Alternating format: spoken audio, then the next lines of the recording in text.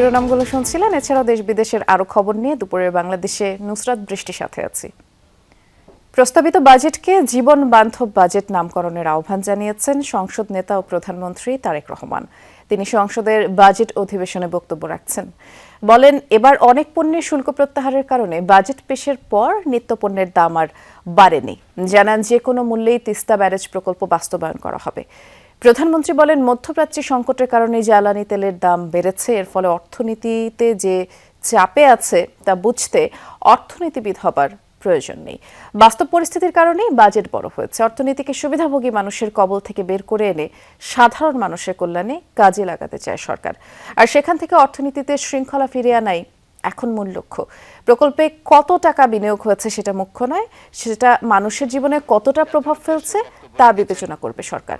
প্রধানমন্ত্রী বলেন, সরকার সবার মাঝে আশার আলো সঞ্চারে সক্ষম হয়েছে। এই অর্জন সাধারণ মানুষের। দেশে গণতান্ত্রিক চর্চার পরিবেশ তৈরি হয়েছে। সংসদের সভ্য পরিবেশে দেশ নিয়ে আলোচনা করা যাচ্ছে। অতীত নয়, মানুষ চায় সরকার সংসদে ভবিষ্যৎ নিয়ে বেশি আলোচনা হবে। আর কোনো সংকটকে অজুহাত বানাতে চায় না সরকার, বরং সফলভাবে মোকাবেলা করতে চায়। প্রধানমন্ত্রী বলেন, আলাদা কার্ড দিয়ে প্রবাসীদের প্রাত্যহিক সমস্যা সমাধানের চেষ্টা করা হবে। বিদ্যুৎ জ্বালানি খাতে বিগত সময়ে এমন দুর্নীতি হয়েছে যে শুনলে গা শিউরে ওঠে। দেশীয় গ্যাস অনুসন্ধানের চেষ্টাও করা হয়নি। কতিপয় বিদেশি কোম্পানি ও ব্যক্তির স্বার্থে এই খাত কাজ করেছে। আমি এই জন্য যে আমরা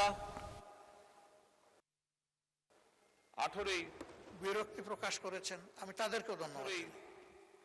ফেব্রুয়ারি থেকে যখন এই সংসদ শুরু আছে, আমাদের মধ্যে বিভিন্ন বিষয়ে আলোচনা হয়েছে, আমাদের মধ্যে বিভিন্ন বিষয়ে ঐক্যমত হয়েছি, আমরা আমাদের মধ্যে বিভিন্ন বিষয়ে দ্বিমত হয়েছে। কিন্তু তারপরেও আমি মনে করি, দৃঢ়ভাবে আমি আজকে এখানে দাঁড়িয়ে বিশ্বাস করি যে আমরা মনে হয় দেশের মানুষের সামনে একটি আশা তুলে ধরতে পেরেছি। জাতীয় অগ্রাধিকার ভিত্তিতে ইনশাআল্লাহ এই সরকার যে কোনো মূল্যে তিস্তা ব্যারেজ মহাপরিকল্পনা বাস্তবায়ন করবে। আজকের বাজেট অধিবেশনে রাখা বক্তব্যে অর্থবছর জুলাই থেকে জুন পরিবর্তন করে জানুয়ারি থেকে ডিসেম্বর পর্যন্ত নির্ধারণের প্রস্তাব দেন বিরোধী দলীয় নেতা ডাক্তার শফিকুর রহমান। তিনি বলেন, সংসদে 3 মাস পর পর বাজেটের পর্যালোচনা হওয়া উচিত। অর্থবছর শেষ হবার অন্তত 3 মাস আগে সম্পূরক বাজেট আসা দরকার। বিরোধী দলীয় নেতা বলেন, এত অল্প সময়ে বাজেট দেয়া কঠিন ছিল অর্থমন্ত্রীর জন্য, তবে মন্ত্রী এবং তার টিম সর্বোচ্চ চেষ্টা করেছেন। বাজেট প্রস্তাবে অনেক সংশোধনের দাবি ছিল, কিছু গ্রহণ হলে দেশের গণতন্ত্র চর্চায় নতুন অধ্যায় যোগ হতো। বিরোধী দলের নেতা বলেন, পাচার করা অর্থ ফিরিয়ে আনার কোনো গাইডলাইন নেই। পাচারকৃত অর্থের 9 ভাগের 1 ভাগ অর্থ ফেরত আসলে বাজেটে ঘাটতি থাকবে না। রাজস্ব নিয়ে ব্যবসায়ীদের আস্থায় আনার আহ্বান জানান ডাক্তার শফিকুর রহমান। বিপদে সরকার তাদের পাশে দাঁড়ালে দেশের প্রয়োজনে বেশি কর দেবেন। খুব অল্প সংখ্যক ব্যবসায়ী অসৎ, অনেক ব্যবসায়ীকে অসৎ হতে বাধ্য করা হয়। শুধু খেতাবপ্রাপ্ত না, সব মুক্তিযোদ্ধার ভাতা বৃদ্ধির সুপারিশ করেন বিরোধী দলের নেতা। কালকেও এখানে আলোচনায় এসেছে, পরশু এসেছে, এর আগেও এসেছে। আমরা আমাদের ছায়া বাজেটেও বলেছি যে ফিসকাল ইয়ারটা আমাদের ক্যালেন্ডার ইয়ারের সাথে মিলিয়ে দেওয়া হোক, অর্থাৎ জানুয়ারি থেকে ডিসেম্বর এই সময়টা হোক ফিসকাল ইয়ার। মূল্যস্ফীতির ঊর্ধ্বমুখী প্রবণতার মাঝে নিম্ন ও সীমিত আয়ের মানুষকে কিছুটা স্বস্তি দিতে করমুক্ত সীমা কিছুটা বাড়িয়ে 4 লাখ টাকা নির্ধারণ করা হতে পারে। অর্থবিলে বিষয়টি স্পষ্ট করা হবে। জাতীয় সংসদে বাজেট অধিবেশনের বক্তব্যে প্রধানমন্ত্রী ও সংসদ নেতা তারেক রহমান 2026-27 অর্থ বছরে করমুক্ত আয়ের সীমা 4 টাকা নির্ধারণের জন্য অর্থমন্ত্রীকে অনুরোধ জানান। আজ সংসদে অর্থবিল উপস্থাপন করবেন অর্থমন্ত্রী আমির খসরু মাহমুদ চৌধুরী এবং রেওয়াজ অনুসারী প্রধানমন্ত্রীর পরামর্শ, নাগরিক সমাজের অনুরোধ, সংসদ সদস্যদের নানা প্রস্তাব, বিশেষজ্ঞদের সুপারিশ বিবেচনায় নিয়ে থাকেন অর্থমন্ত্রী। নিয়মিত কর দিয়ে জমি ফ্ল্যাটের প্রকৃত মূল্য দেখানোর সুযোগও বাতিলের অনুরোধ জানিয়েছেন প্রধানমন্ত্রী। ক্ষুদ্র নৃগোষ্ঠীর করমুক্ত আয়সীমা বৃদ্ধি এবং তাদের বেতনকে করমুক্ত করার সুপারিশ করেন তিনি। পাশাপাশি সম্পত্তি রেজিস্ট্রেশনে TIN সার্টিফিকেট বাধ্যতামূলক করার প্রস্তাব প্রত্যাহারের অনুরোধ জানান প্রধানমন্ত্রী। বলেন, পুঁজিবাজারে বিনিয়োগের নতুন সিদ্ধান্ত আসবে। সকলেই তাদের বিবেচনা কবুল করুন। স্পিকারের দায়িত্ব শেষে অবসর নিতে চান হাফিজ উদ্দিন আহমদ বীর বিক্রম। সংসদে এখন চলছে বাজেট অধিবেশন। চ্যালেঞ্জ হলেও দায়িত্ব পালনে থাকতে চান নিরপেক্ষ। যমুনা টেলিভিশনকে দেওয়া সাক্ষাৎকারে এসব কথা জানিয়েছেন জাতীয় সংসদের স্পিকার। তার মতে বর্তমান সংসদ অতীতের তুলনায় অধিক জনকল্যাণমুখী, কার্যকর। জনস্বার্থে সরকার ও বিরোধী দল এক থাকবে, সেই প্রত্যাশাও স্পিকার হাফিজ উদ্দিন আহমদের। সহকর্মী লাভলি বিথির রিপোর্ট। হাফিজ উদ্দিন আহমদ বীর বিক্রম। সশস্ত্র চিত্রে শপথ করিতেছি যে মুক্তিযুদ্ধে অসামান্য ভূমিকার জন্য খেতাব পান বীর বিক্রমের। স্বাধীনতার পর সেনাবাহিনী থেকে অবসর নিয়ে যুক্ত হন রাজনীতিতে। দীর্ঘ রাজনৈতিক জীবনে মামলা, কারাবরণ করেছেন। ছিলেন বিএনপির সর্বোচ্চ নীতি নির্ধারণী ফোরাম স্থায়ী কমিটির সদস্য। ভোলা থেকে এমপি নির্বাচিত হয়েছেন 7 বার। দায়িত্ব পালন করেছেন বাণিজ্য, পানি সম্পদ ও মুক্তিযুদ্ধ বিষয়ক মন্ত্রণালয়ের। এখন দায়িত্ব পালন করছেন স্পিকারের। যেদিন করা হয় স্পিকার, সেদিন সকালে আমাকে বলা হয়েছে। স্পিকার হিসেবে নিরপেক্ষতা বজায় রাখাকে বড় চ্যালেঞ্জ উল্লেখ করেন তিনি। বলেন বিএনপির সদস্য হলেও দলীয় পরিচয়ের ঊর্ধ্বে থাকতে চান। ভূমিকা হলো ফুটবলের রেফারির মতো। দুই দল খেলবে, তারা যাতে ফাউল না করতে পারে, বা ফাউল করলে আমি যাতে ইয়েলো কার্ড, রেড কার্ড দেখাতে পারি, সেই ধরনের প্রস্তুতি আমার আছে। চেষ্টা করি যে যাতে নিরপেক্ষ থাকতে পারি, দলের জন্য দলকানা যাতে না হই, এবং দলের বোঝা বহন না করে উভয় সরকার এবং বিরোধী দল দুজনের কাছে গ্রহণযোগ্য সমাধান দেওয়ার চেষ্টা করি। গণ অভ্যুত্থান পরবর্তী সংসদের কাছে মানুষের প্রত্যাশা বেড়েছে, মন্তব্য করেন স্পিকার। এবার কারচুপির মাধ্যমে নয়, জনভোটের রায়ে নির্বাচিত হয়েছেন এমপিরা। আগের চেয়ে কার্যকর, জবাবদিহিমূলক ও জনকল্যাণমুখী হবে ত্রয়োদশ সংসদ, প্রত্যাশা করেন হাফিজ উদ্দিন আহমদ। অন্য কোনো পার্লামেন্টের সদস্যরা এত ত্যাগ তিতিক্ষা বা এত সংগ্রামের মধ্যে দিয়ে আসেনি যেটি এই পার্লামেন্টে এসেছে। সেজন্য আমার আশা যে এই পার্লামেন্টটা অতীতে অন্যান্য সব পার্লামেন্টকে ছাপিয়ে যাবে এবং জনকল্যাণে তারা অন্যান্য অতীতের পার্লামেন্টগুলোর চাইতে ভালো রেকর্ড, তাদের ভালো পারফরমেন্স তাদের থাকবে। অতীতের সংগ্রাম ছিল গণতন্ত্র প্রতিষ্ঠার সংগ্রাম। এখন দেশে গণতন্ত্র প্রতিষ্ঠিত হয়েছে। এই গণতন্ত্রের সুফল যাতে জনগণ পায়, এই জন্য সরকারি দল, বিরোধী দল উভয়ই সচেষ্ট থাকবে বলে আমার বিশ্বাস।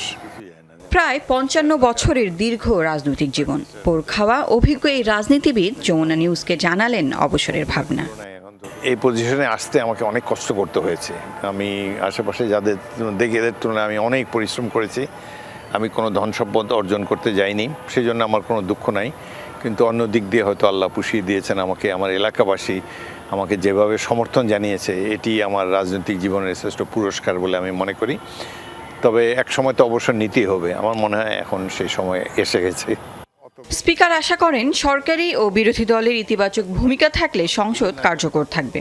এক্ষেত্রে দুই পক্ষেরই সহযোগিতা চেয়েছেন তিনি। পদের রাজনীতি আর সংসদের রাজনীতি অনেক ফারাক আছে তার মধ্যে। লাভলি বিথি, যমুনা নিউজ, ঢাকা। জাপানের বিপক্ষের ম্যাচ দিয়ে আজ নকআউট মিশন শুরু করছে ব্রাজিল। অপরিবর্তিত একাদশ নিয়ে কৌশল সাজাচ্ছেন কোচ কার্লো আনচেলত্তি, আর তাই শুরুর একাদশে থাকছেন না নেইমার। ব্লু সামুরাইদের হারিয়ে রাউন্ড অফ 16 নিশ্চিতের মিশন সেলেসাওদের। বিপরীতে ব্রাজিলকে টপকে নকআউটের বাঁধা পেরোতে চায় এশিয়ার পরাশক্তিরা। ম্যাচটি আজ রাত 11টায় শুরু হবে। জাপানের বিপক্ষে ব্রাজিলের সর্বোচ্চ গোলদাতা নেইমার 5 ম্যাচ খেলে করেছেন 9 গোল। তারপরও নকআউটের প্রথম লড়াইয়ে জাপানের বিপক্ষে শুরুর একাদশে থাকছেন না সেলেসাওদের সর্বোচ্চ এই গোলদাতা। আগের ম্যাচে 16 মিনিট খেলে নিজের জানান দিলেও তা যথেষ্ট নয়। অবশেষে নিজের পছন্দের একাদশ খুঁজে পেয়েছেন কোচ কার্লো আনচেলত্তি।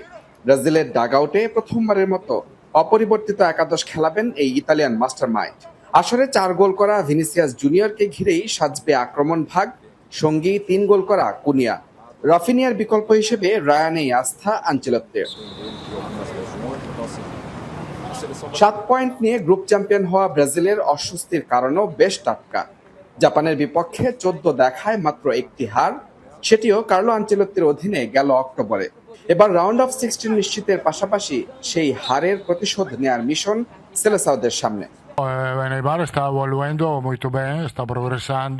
নকআউট পর্বে যে কোনো কিছুই হতে পারে, অতিরিক্ত সময় এবং পেনাল্টি। আমরা সব দিক মাথায় রেখেই প্রস্তুতি নিয়েছি। এই ধরনের ম্যাচে শুধু পা নয়, মস্তিষ্ক ও হৃদয় দুটোই সচল রাখতে হবে। যেহেতু এটি এক লেগের ম্যাচ, তাই ছিটকে গেলে আর ফেরার পথ নেই। তবে আমার ছেলেরা বুদ্ধিমান, তারা জানে এই চাপ কিভাবে সামলাতে হয়। E dipende molto dal contesto do gioco e dall'evoluzione do gioco di Alemagna. গেল বিশ্বকাপে স্পেন ও জার্মানিকে হারানো জাপান এবারের আসরে রুখে দিয়েছে নেদারল্যান্ডস ও সুইডেনকে। সবশেষ 10 ম্যাচে অপরাজিত এশিয়ার পরাশক্তিরা। এই সময়ে প্রথমার্ধে কোনো গোল হজম করেনি তারা। জাপানের আক্রমণ ভাগে সবচেয়ে বড় দুই তারকা দাইচি কামাদা এবং আয়াসে উয়েদা, দুজনেই এখন পর্যন্ত করেছেন 2টি করে গোল। পাশাপাশি ব্রাজিলের রক্ষণে ভীতি ছড়াতে প্রস্তুত দাইজেন মায়েদা, মিনামিনো ও কেইতো নাকামুরারা। 5 বারের বিশ্ব চ্যাম্পিয়নদের হারিয়ে নকআউটের বাধা টপকাতে চায় ব্লু সামুরাইরা। এই বিশ্বকাপে বরাবরের মতোই ব্রাজিল ট্রফি জেতার অন্যতম দাবিদার। তারা হয়তো আমাদের সেভাবে দেখছে না, তবে আমরা যদি নিজেদের মূল্যায়ন করি, আমরা নিজেদের শিরোপার জন্য ডার্ক হর্স হিসেবে নিজেদের দেখতে চাই। এই মানসিকতা নিয়েই আমরা ম্যাচে নামব। এর আগে 2006 বিশ্বকাপে ব্রাজিলের কাছে 4-1 গোলে হেরেছিল জাপান। এবার সেলেসাওদের গতিশীল আক্রমণাত্মক ফুটবলের বিপরীতে লড়াইটা হবে জাপানের হাই ইন্টেন্সিটি কাউন্টার অ্যাটাকের। নিঃসন্দেহে এশিয়ার বর্তমান পরাশক্তি জাপান, আর তাদের এই উত্থানের নেপথ্যের নায়ক ব্রাজিলিয়ান কিংবদন্তি জিকো। যদিও তার অধীনে 2006 বিশ্বকাপে সেলেসাওদের কাছে হেরেছিল ব্লু সামুরাইরা। 2 দশক পর আবারও বিশ্বমঞ্চে দু দলের দেখা। এবার সেই হারের সুযোগ কি নিতে পারবে Japan? Mujrabin Tarek, Jamuna sports, Houston, যুক্তরাষ্ট্র। টেক্সাসের হিউস্টন যেন এখন এক টুকরো মারাকানা। মাঠের যুদ্ধ শুরুর আগে সাম্বার তালে কাঁপছে পুরো শহর। একদিকে 5 বারের বিশ্বজয়ীদের হেক্সা মিশন সফল করার হুঙ্কার, অন্যদিকে ফেভারিট ব্রাজিলকে হারের স্বাদ দিতে প্রস্তুত জাপানি ব্লু সামুরাইরা। তবে সেলেসাও ভক্তদের প্রত্যাশা, এবারই পূরণ হবে তাদের হেক্সা মিশন। মাঠের যুদ্ধ শুরু হতে বাকি ঢিল ছেঁড়া দূরত্ব, কিন্তু টেক্সাসের হিউস্টন যেন এখনই রূপ নিয়েছে এক টুকরো রিও ডি জেনেরিওতে। 5 বারের বিশ্ব চ্যাম্পিয়নদের জয়ধ্বনি আর স্লোগানে মুখরিত চারপাশ। ব্রাজিল বনাম জাপান মহারণের আগেই কাঁপছে হিউস্টন। হলুদ সবুজের এমন উত্তাল ঢেউ দেখে বোঝার উপায় নেই এটা হিউস্টন নাকি মারাকানা। জাপানকে বধ করতে ম্যাচের আগেই হিউস্টন দখলে নিয়েছে সেলেসাওরা।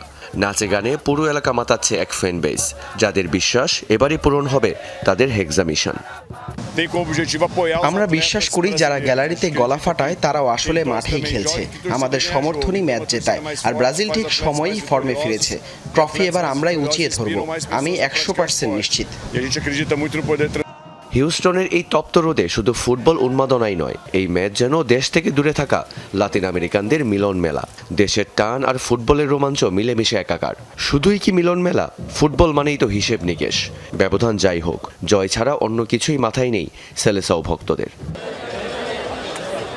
অন্যদিকে ব্রাজিলের এই সাম্বা ঝড়ের বিপরীতে হিউস্টনের অন্য প্রান্তে নীরবে ছক কষছে জাপানি ব্লু সামুরাই সমর্থকরা। হুঙ্কার ছাড়ছেন ফেভারিটদের চমকে দেয়ার। আমি খুবই আশাবাদী যে আমরাই জিতব, হয়তো 3-0 গোলের বড় ব্যবধানে না। আমি 1-0 গোলের উপর বাজি ধরেছি, তবে আমরাই পরের রাউন্ডে যাচ্ছি।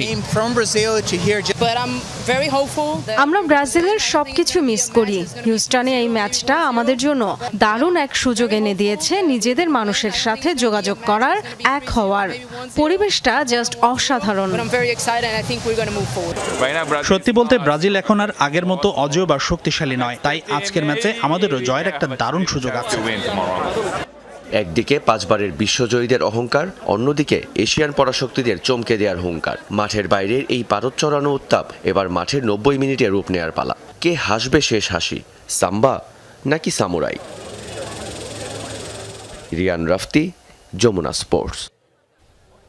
এদিকে বিশ্বকাপের রাউন্ড অফ 32-তে আজ দিবাগত রাতে 4 বারের বিশ্ব চ্যাম্পিয়ন জার্মানির মুখোমুখি হচ্ছে প্যারাগুয়ে।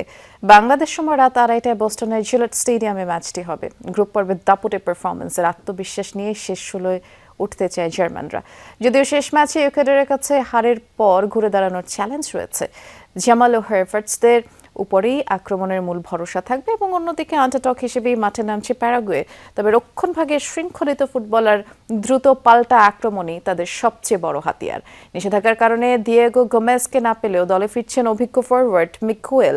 জার্মানদের বিপক্ষে অঘটন ঘটিয়ে পরবর্তী ধাপের স্বপ্ন বাঁচিয়ে রাখতে চায় লাতিন দেশটি।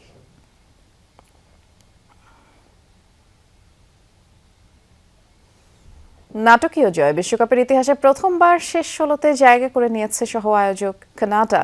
নকআউট পর্বের প্রথম ম্যাচে দক্ষিণ আফ্রিকাকে 1-0 ব্যবধানে হারিয়েছে দেশটি এবং শুরু থেকে আক্রমণাত্মক ফুটবল খেলে দক্ষিণ আফ্রিকার রক্ষণভাগকে চাপে রাখে কানাডা।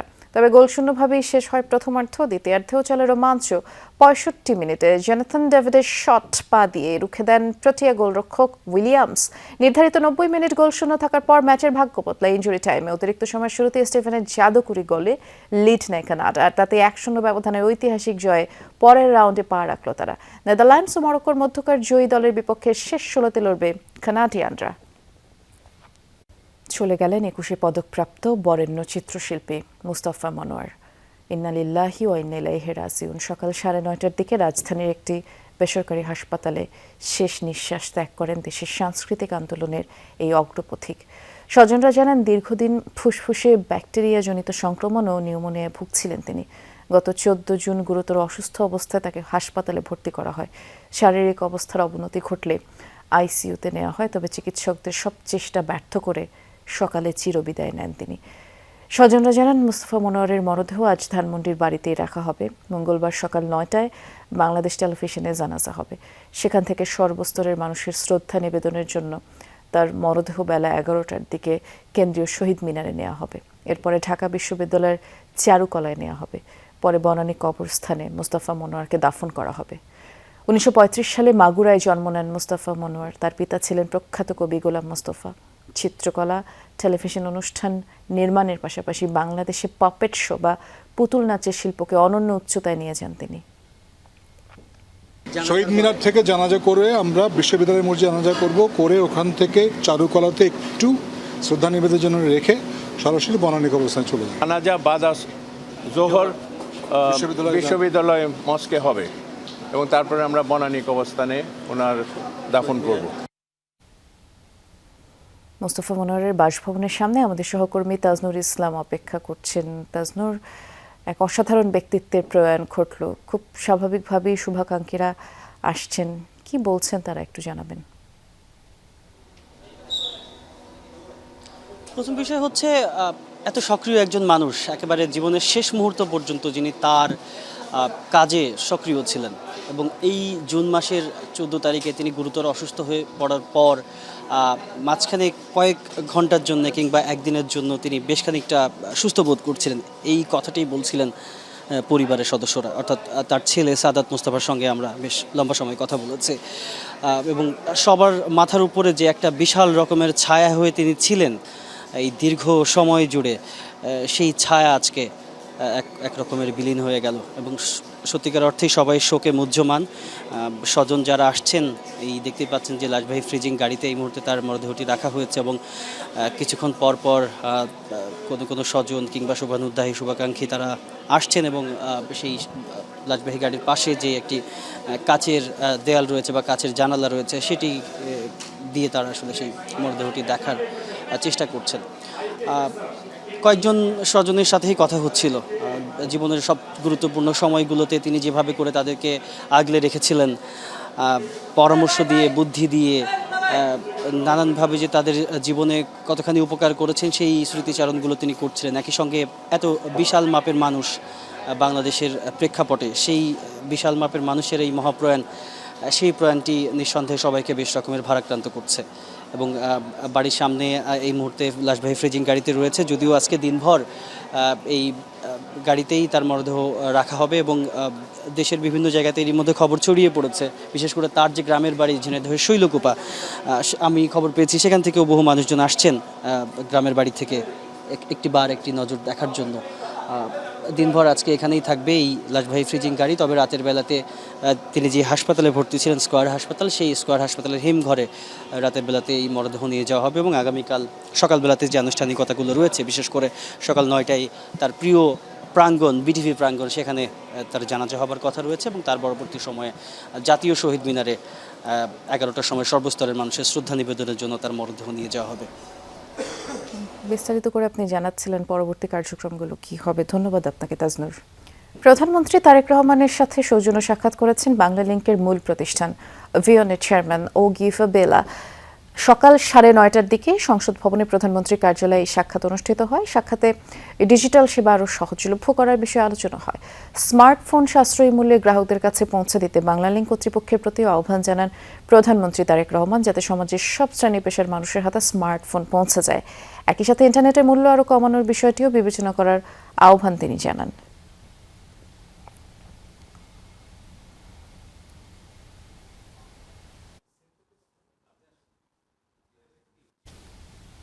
বৃষ্টি আর উজানের ঢলে উত্তরের নদ নদীর পানি বেড়েছে। এরই মধ্যে প্লাবিত হয়েছে কুড়িগ্রাম ও লালমনিরহাটের নিম্নাঞ্চল। কুড়িগ্রামের ভুরুঙ্গামারী উপজেলার সোনাহাট রেল সেতু পয়েন্টে দুধকুমার নদের পানি বিপদসীমার 23 সেন্টিমিটার উপর দিয়ে প্রবাহিত হচ্ছে এবং প্লাবিত হচ্ছে ভুরুঙ্গামারী ও নাগেশ্বরী উপজেলার 15টি ইউনিয়নের নিম্নাঞ্চল। পানিবন্দী হয়ে পড়েছেন প্রায় 10,000 মানুষ। গ্রামীণ রাস্তাঘাট তলিয়ে যাওয়া এবং বাড়িঘরে পানি ঢোকায় বাসিন্দাদের ভোগান্তি পোহাতে হচ্ছে। বানের জলে ফসলি জমিও তলিয়েছে। নাগেশ্বরী উপজেলার বেড়ি বাঁধ ভাঙনের শঙ্কা দেখা দিয়েছে।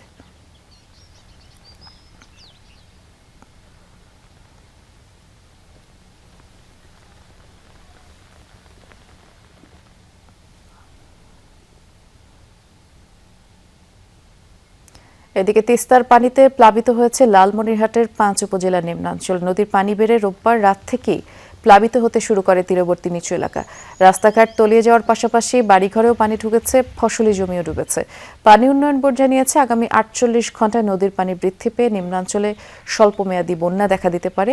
এছাড়া নীলফামারীর তিস্তা তীরবর্তী কিছু এলাকাও প্লাবিত হয়েছে।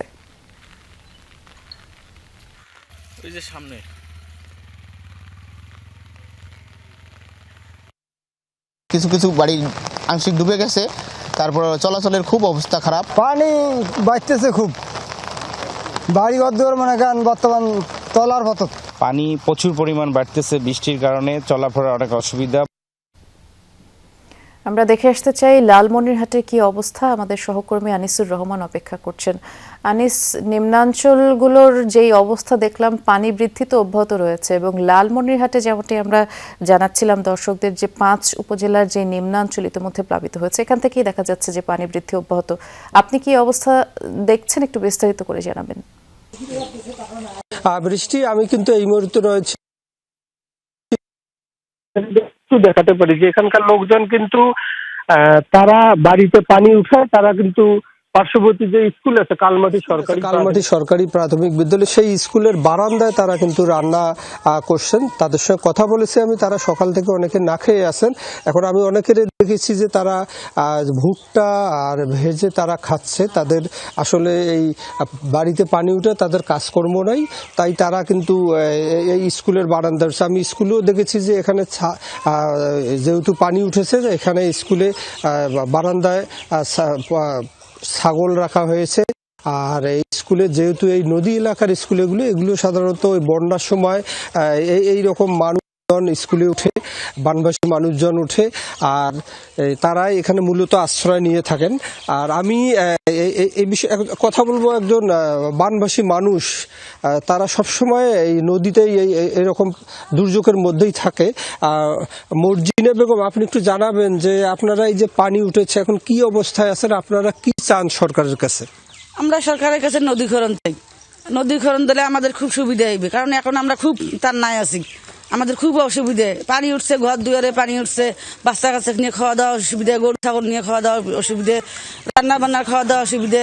এই যে স্কুলের প্রাইমারি বিস্কুট বারান্দারে রাঁধতেছি খাইতেছি, সকাল থেকে না খেয়ে আসলাম, এখন শুনে রাঁধলাম খাইলাম। গরু ছাগল নিয়ে খুব, আমরা সরকারের কাছে কিছু চাই না, আমরা সরকারের কাছে নদীকরণ চাই, কারণ সরকার আমাদের নদীকরণ দিয়ে আমাদের উপকার হয়ে যাবে। ধন্যবাদ আপনাকে। আসলে বৃষ্টি, শুনলেন যে এখানকার যারা বানভাসী মানুষ, যারা এই নদীতে সবসময় তারা পানির সঙ্গে যুদ্ধ করে তারা টিকেছেন, তারা কিন্তু ত্রাণ চান না। তারা চান তিস্তা মহাপরিকল্পনা দ্রুত বাস্তবায়ন হোক। তারা এই দুর্ভোগ থেকে পরিত্রাণ চান। তিস্তা মহাপরিকল্পনা বাস্তবায়ন হলে তারা ভালো থাকবেন, শান্তিতে থাকবেন, এটাই তারা চান। বৃষ্টি, শুনছিলাম তাদের প্রত্যাশার কথা। ধন্যবাদ আপনাকে আনিস। হামের উপসর্গ নিয়ে 24 ঘন্টা সিলেট ও ময়মনসিংহে আরও 2 শিশু মারা গেছে। এ নিয়ে সিলেটে হাম ও উপসর্গে 81 জন মারা গেল। জেলার হাসপাতালে নতুন করে 74 জন ভর্তি হয়েছে। এছাড়া হাসপাতালগুলোতে মোট ভর্তি রোগীর সংখ্যা 290। ময়মনসিংহে নতুন করে 23 জন ভর্তি হয়েছে, 95 জন চিকিৎসাধীন আছে। এছাড়াও হামে আক্রান্ত রোগীদের ভিড় রয়েছে বরিশাল, চট্টগ্রাম, রাজশাহী, রংপুর এবং খুলনার বিভিন্ন হাসপাতালে। যদিও হাম নিয়ে আতঙ্কিত না হওয়ার আহ্বান জানিয়েছেন চিকিৎসকরা।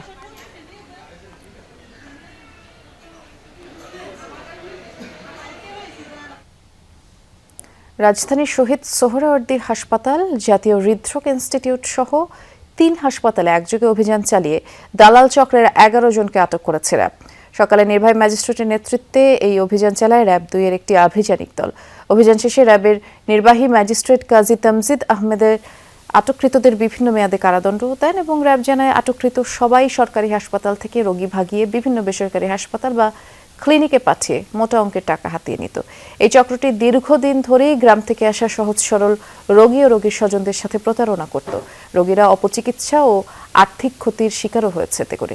র্যাব জানায় যেসব ভুঁইফোড় ক্লিনিক এসব অপকর্মের সাথে জড়িত তাদের বিরুদ্ধেও ব্যবস্থা নেওয়া হবে।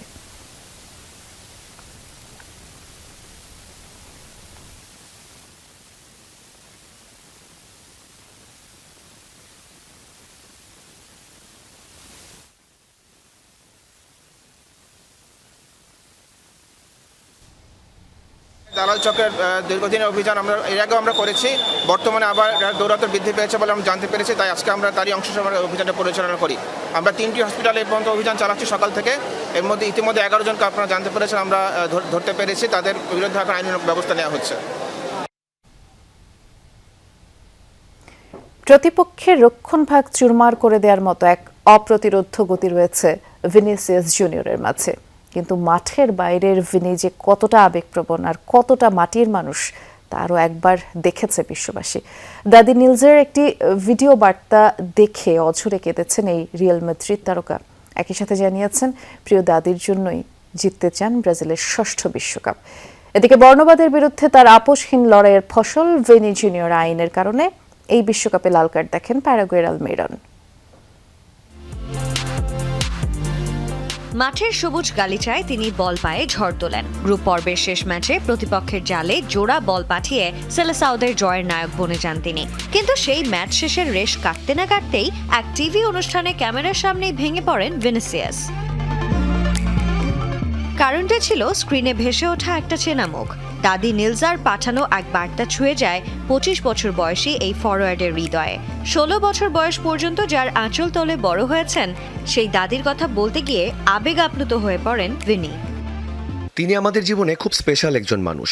আমার বাবা সবসময় দূরে থাকতেন, তাই মা আর ভাইদের নিয়ে আমি দাদির সাথেই বড় হয়েছি। আমাদের ঘরটা ছোট ছিল, কতদিন আমি দাদির সাথে ঘুমিয়েছি, আমার কোনো ভাষা নেই। তারা আমার স্বপ্ন পূরণের জন্য সবকিছু বাজি ধরেছিলেন। ওনাকে হাসি খুশি দেখতে পাওয়াটাই আমার জীবনের সবচেয়ে বড় প্রাপ্তি। দাদির জন্য কাঁদা এই তরুণের চোখেই আবার ব্রাজিলের কোটি ভক্তের স্বপ্ন। 2002 সালে ব্রাজিল যখন শেষবার বিশ্বসেরা হয়েছিল, ভিনি তখন কেবলই ছোট্ট এক শিশু। কিন্তু এবার ঘরের শোকেজে 6ষ্ঠ শিরোপা তোলার তাড়না তার বুকেও।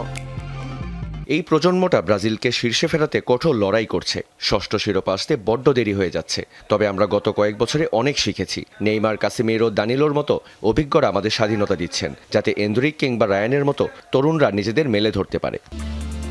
শুধু মাঠের লড়াই নয়, মাঠের বাইরেও ভিনি এক অকুতোভয় যোদ্ধা। বর্ণবাদের বিরুদ্ধে তার আপোষহীন লড়াইয়ের ফসল ভিনি জুনিয়র আইন, যা ইতিমধ্যেই এই বিশ্বকাপে প্যারাগুয়ের আলমেরনকে লাল কার্ড এনে দিয়েছে। ফুটবলের চেয়েও এই সামাজিক জয়গুলোকেই এগিয়ে রাখছেন তিনি।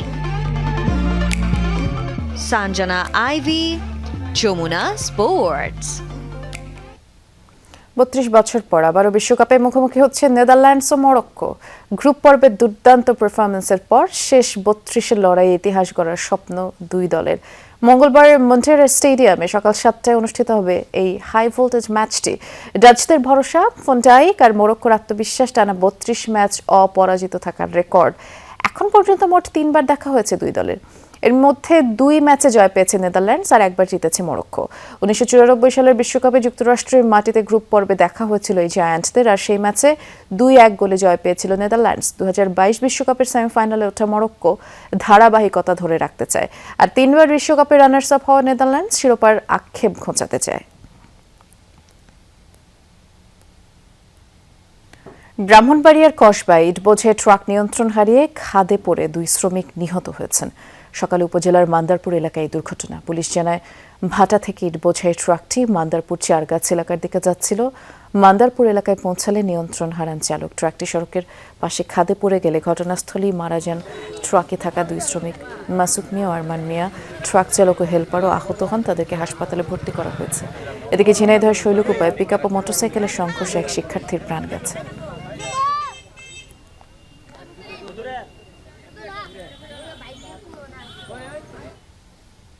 রাজস্ব আয়ের বিশাল লক্ষ্য অর্জনে প্রয়োজন করজাল বিস্তৃত করা, আর এর জন্য প্রয়োজন বিপুল সংখ্যক অপ্রাতিষ্ঠানিক অর্থনৈতিক কাঠামোর তালিকাভুক্তি। তাই খুচরা ব্যবসায়ীদের জন্য BIN বাধ্যতামূলক করতে চায় সরকার।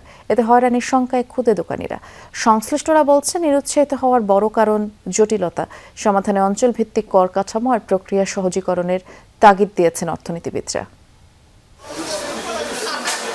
মহাখালীর কাঁচা বাজারে 5 বছর ধরে এই মুদি দোকানটি চালান আলমগীর হোসেন। গড়ে প্রতিদিন 5,000 টাকা বিক্রি বাটা থাকে তার। সরকারের নতুন সিদ্ধান্ত এসব খুচরা ব্যবসায়ীদের জন্য বিজনেস আইডেন্টিফিকেশন নাম্বার BIN খোলা বাধ্যতামূলক হচ্ছে। কর দিতে আপত্তি না থাকলেও এই সিদ্ধান্তে ভোগান্তির শঙ্কায় রয়েছেন আলমগীররা। অবশ্যই এক্সট্রা এসএল আসলে সবই নাটক। এগুলো আসলে কিভাবে মানুষের পাবলিকের থেকে পয়সা কিভাবে কামানো যায়, নতুন নতুন ইস্যু তৈরি করা, বিন এইটা সেটা নানান রকমের। আমি বাংলাদেশের নিয়ম কানুনগুলোই আমি পছন্দ করি না।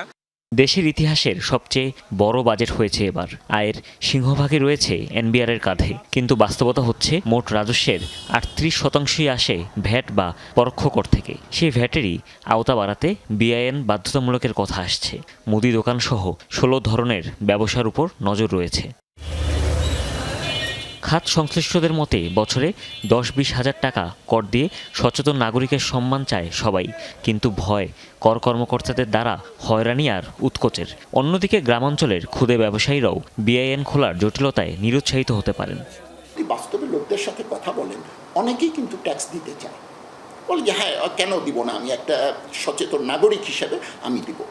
কিন্তু যেই জিনিসটাকে তারা ভয় পায় যে ট্যাক্স দিতে গিয়ে আমি একটা ট্যাক্স জালের মধ্যে আবদ্ধ হয়ে গেলে পরবর্তীতে আমাকে হ্যাসেল করার এটা হাতিয়ার হবে কিনা। দেশে অর্থনৈতিক ইউনিটের সংখ্যা 1,17 লাখের বেশি। এর মধ্যে অপ্রাতিষ্ঠানিক প্রতিষ্ঠান প্রায় 50 লাখের কাছাকাছি। অর্থনীতিবিদদের মতে BIN নাম্বার থাকলে বিশাল এই সংখ্যক প্রতিষ্ঠানকেও প্রাতিষ্ঠানিক ইউনিটে রূপ দেওয়া সম্ভব। কর আদায় প্রক্রিয়া ডিজিটালাইজড হলে কমবে ভোগান্তিও। এতে একটা সুবিধা আছে, সেটা হলো যে তখন কিন্তু এই প্রতিষ্ঠানগুলো অনেকটা ফর্মাল সেক্টরে চলে আসবে। এখন তো অনেকটা ইনফর্মাল সেক্টরে আছে, আর এখানে অনেকের হয়তো সামর্থ্য আছে কিন্তু তারা কর দিচ্ছে না। তো ওই জায়গাটাতে আসলে কাজ করাটা খুব ইম্পর্টেন্ট। যারা আসলে একটু ক্ষুদ্র বা যাদের আসলে সামর্থ্য নেই তাদের উপরে যেন অতিরিক্ত কর ভার না আরোপ করা হয়, এটা আমার নিশ্চিত করা জরুরি। সুতরাং আমি মনে করি যে আসলে কাদের সামর্থ্য আছে তো সেটা খুঁজে বের করার জন্যে যদি বাংলাদেশ পরিসংখ্যান ব্যুরোকে দায়িত্ব দেওয়া হয়, তাহলে সেই ক্ষেত্রে তারা সুন্দর একটা সার্ভে করে ডেটাবেস তৈরি করতে পারবে। তবে শুধু BIN নয়, কর আরোপের ক্ষেত্রে এলাকা ভিত্তিক আয় ব্যয়ের জরিপ করার পরামর্শও দিয়েছেন অর্থনীতিবিদরা। হুমায়ুন রশিদ, যমুনা নিউজ, ঢাকা। সরকারি সেবার স্বচ্ছতা ও জবাবদিহিতা নিশ্চিতে ময়মনসিংহের প্রায় সব সরকারি দপ্তরেই অভিযোগ বাক্স রাখা হয়েছে। পরিচয় গোপন রেখে সেখানে অভিযোগ জমা দেওয়া যায়। অবশ্য বাস্তবে এর প্রতি মানুষের বিন্দুমাত্র আস্থাও নেই।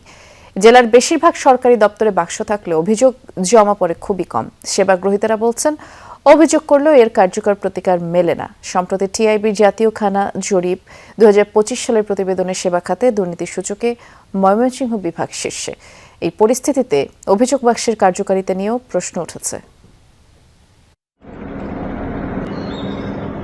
ময়মনসিংহ মেডিকেল কলেজ হাসপাতাল রোগীদের অভিযোগ জানাতে রাখা হয়েছে একটি অভিযোগ বাক্স।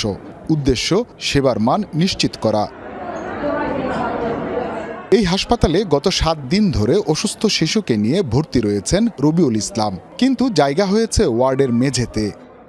ফ্লোরে থাকতে হয়, এখানে সবকিছু, এখানে খাওয়া দাওয়া, দেখা যায় অনেক গন্ধ বা কান্নাকাটি একটা থাকে। প্রশ্ন ছিল তার এই সমস্যা হাসপাতাল কর্তৃপক্ষকে অভিযোগ বাক্সে কিংবা মৌখিকভাবে জানিয়েছেন কিনা।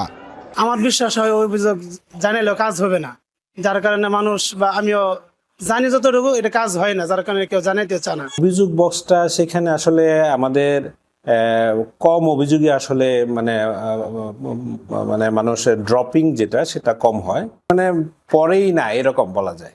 অভিযোগ বাক্স কতটা কার্যকর তা জানতে পরিচয় গোপন রেখে জেলার কয়েকটি সরকারি দপ্তরে রাখা বাক্সে পরীক্ষামূলকভাবে অভিযোগ জমা দেয় যমুনা টেলিভিশন। এরপর অপেক্ষা। 2 সপ্তাহের বেশি পার হলেও সদর উপজেলা নির্বাচন অফিস ছাড়া অন্য কোনো দপ্তর থেকে অভিযোগের বিষয়ে কোনো ধরনের যোগাযোগ করা হয়নি। অভিযোগ বক্স আসলে জনবান্ধবের অফিসের সাথে জনগণের একটা সম্পর্ক তৈরি করার একটা খুব ভালো একটা মাধ্যম, কারণ অনেক লোকজন আছেন বা অভিযোগকারী ব্যক্তি আছেন যারা সরাসরি বলতে চান না বা নিজের পরিচয় জানাতে চান না। তাহলে অন্য দপ্তরগুলো কেন উদাসীন? উত্তর খুঁজতে মাধ্যমিক ও উচ্চশিক্ষা ময়মনসিংহ আঞ্চলিক অফিসে যমুনা টিভি। দেখা যায় অভিযোগ বাক্সে ঝুলছে মরিচা ধরা তালা। দেখে মনে হয় দীর্ঘদিন খোলাই হয়নি। কর্মকর্তার কাছে প্রশ্ন, শেষ কবে খোলা হয়েছিল এই তালা? প্রতি মাসে শেষে দিই আমরা ইমেল থেকে অনেকে আবার আসে, সরাসরি ফিজিক্যালি আসে, এসে রিসিভ করে নিয়ে যায়। মানে এরা বিশ্বাস করে রিসিভ করলে হয়তো কাজ হবে, কিন্তু অভিযোগ বাক্স দিলে কাজ হবে না, তাই মনে করে সেই জন্য দেয় না। জেলা প্রশাসন, পাসপোর্ট অফিস ও বিআরটি এর কর্মকর্তাদের দাবি, যোগাযোগ ব্যবস্থার আধুনিকায়নের ফলে অভিযোগ বাক্সের ব্যবহার আগের তুলনায় কমে গেছে। ইলেকট্রনিক মিডিয়া ব্যবহারের ফলে মানুষ হচ্ছে যে ম্যানুয়ালি অভিযোগ দাখিল থেকে একটু বেরিয়ে এসেছে। মোবাইল ফোনে জানতে পারে, একটা অভিযোগ বক্স আছে, অভিযোগ বক্সের মাধ্যমে জানাতে পারে। তবে অভিযোগ বক্সের মাধ্যমে অভিযোগ জানানোটা টেন্ডেন্সি খুব কম। আমার মনে হয় যে ইজিলি যেটা করার চেষ্টা করে, যে সরাসরি গেলাম, বললাম, করলাম, লিখতে গেলে একটু সময় লাগে। তবে সুশাসন নিয়ে কাজ করা ব্যক্তিদের মতে, দিনের পর দিন অভিযোগ করার পর দৃশ্যমান ব্যবস্থা না হওয়ায় মানুষের আস্থা কমেছে। অভিযোগ করার পর অনেকেই হয়রানির আশঙ্কাও করেন। মানুষ মনে করে যে এই বাক্সে যদি কোনো অভিযোগপত্র দেওয়া হয় আসলে এটা কেউ দেখবে না। উল্টো দিকে যিনি অভিযোগ করেছেন তিনি হয়তো কোনো না কোনোভাবে ঝামেলায় পড়তে পারেন। অনেক মানুষ অভিযোগ বাক্সে অভিযোগ ফেলেন, সেটি দিনের পর দিন চলে যায়, এটি আসলে খোলা হয় না। এই যে মানুষ দীর্ঘদিন যাবত এটার কোনো প্রতিকার না পেয়ে আসলে আগ্রহ হারিয়ে ফেলেছে। এদিকে ট্রান্সপারেন্সি ইন্টারন্যাশনাল বাংলাদেশের সাম্প্রতিক প্রতিবেদনে ময়মনসিংহ বিভাগকে সেবা খাতে দুর্নীতির শীর্ষে স্থান দিয়েছে। ফলে প্রশ্ন উঠেছে, যেখানে দুর্নীতি এত বেশি সেখানে অভিযোগ বাক্স কেন কার্যকর ভূমিকা রাখতে পারছে না? এই যে দুর্নীতির বিচার হয় না, প্রতিরোধ হয় না, প্রতিকার হয় না। অভিযোগ বাক্সের উদ্দেশ্য ছিল সাধারণ মানুষের কণ্ঠস্বর প্রশাসনের কাছে পৌঁছে দেয়া। কিন্তু দিনের পর দিন সেই বাক্স যদি খালি পড়ে থাকে তাহলে প্রশ্ন থেকেই যায়, মানুষ অভিযোগ করতে চায় না নাকি অভিযোগ করে প্রতিকার পায় না? অভিযোগ ব্যবস্থার প্রতি আস্থা ফিরিয়ে আনতে কার্যকর ও দৃশ্যমান উদ্যোগ নেয়ার তাগিদ সংশ্লিষ্টদের। হুসাইন শাহিদ, যমুনা নিউজ, ময়মনসিংহ। ভেনেজুয়েলার ধ্বংসস্তূপের মাঝে এখনও মানুষের আওয়াজ শোনা যাচ্ছে। রোববার একদিনে 33 জনকে জীবিত উদ্ধার করা হয়েছে। এখনও প্রায় 60,000 মানুষ নিখোঁজ। প্রয়োজনীয় সরঞ্জামের অভাবে মারাত্মক ধীর গতি উদ্ধার কাজে। প্রিয়জনের সন্ধানে খালি হাতেই ধ্বংসস্তূপ সরানোর চেষ্টা করছে নিখোঁজদের স্বজনরা। ক্ষোভ, হতাশায় দিশেহারা মানুষগুলো। মাইলের পর মাইল ধ্বংসস্তূপের ভেতর থেকে বেরিয়ে আসছে একের পর এক মরদেহ। এরই মধ্যে টুকরো টুকরো সাফল্য। জোড়া ভূমিকম্পের কয়েকদিন পরও জীবিত উদ্ধার কেউ কেউ। বিশেষজ্ঞদের মতে প্রাকৃতিক দুর্যোগের পর প্রথম 48 থেকে 72 ঘন্টা জীবিত মানুষ খুঁজে পাওয়ার জন্য সবচেয়ে গুরুত্বপূর্ণ সময়। সেই সময়সীমা পেরিয়ে গেছে আগেই। বেঁচে থাকলেও আটকে পড়াদের আর্তনাদের শক্তি নেই আর। ক্ষীণ আওয়াজে কেউ কেউ অস্তিত্বের জানান দিচ্ছে। শনাক্তকারী যন্ত্রের সাহায্যেও ধ্বংসস্তূপের নিচে মিলছে প্রাণের স্পন্দন। আমরা এই পরিস্থিতিতে প্রাণের অস্তিত্ব খুঁজছি। জীবিতদের সন্ধানে ইলেকট্রনিক যন্ত্রপাতি আর কুকুর ব্যবহার করছি। স্পেন, ফ্রান্স, কাতার, মেক্সিকো, যুক্তরাষ্ট্র, যুক্তরাজ্য সহ বিভিন্ন দেশের প্রায় 2000 উদ্ধারকারী কাজ করছে ভেনেজুয়েলায়। তাদের সাথে রয়েছে প্রশিক্ষিত কুকুর, ড্রোন, শ্বাস প্রশ্বাস শনাক্তকারী যন্ত্র। কিন্তু নিখোঁজ প্রায় 60,000 মানুষের সন্ধানে তা একেবারেই যথেষ্ট নয়। প্রয়োজনীয় যন্ত্রপাতি নেই, পর্যাপ্ত লোকবল নেই। এমন অবস্থায় উদ্ধারকারী দলের আশায় বসে থাকতে পারছেন না নিখোঁজদের স্বজনরা। খালি হাতে ধসে পড়া ভবনের জঞ্জাল সরানোর তৎপরতা অনেকের। জীবিত না হোক, অন্তত প্রিয়জনের মরদেহটুকু বের করে আনতেই চলছে প্রাণপণ প্রচেষ্টা। আমার মেয়েটার অর্ধেক শরীর বের করতে পেরেছি। যাদের কাছে যন্ত্রপাতি আছে তাদের বারবার ডেকেও পাচ্ছি না। তারা আমাকেও মেরে ফেলুক, আমার তো হারানোর কিছু বাকি নেই।